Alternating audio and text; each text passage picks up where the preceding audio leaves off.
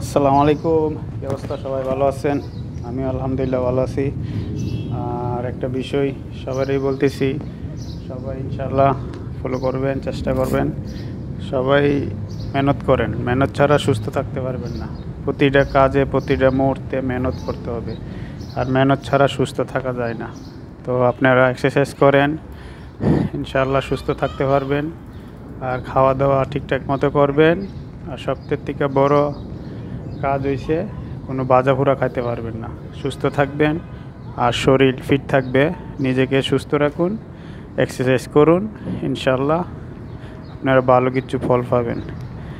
আর মেহনত ছাড়া কোনো দিনই সুস্থ থাকতে পারবেন না। যত মেহনত করবেন অত সুস্থ থাকবেন, নিজেরে খুব ভালো মনে হবে, নিজেরে ফিট মনে হবে। ইনশাল্লাহ এটাই দোয়া রইল। সবাই ভালো থাকবেন, আমার জন্য দোয়া করবেন। সবাইকেই বলতেছি ইনশাআল্লাহ সবাই মেহনত করেন, মেহনত ছাড়া সুস্থ থাকা যায় না।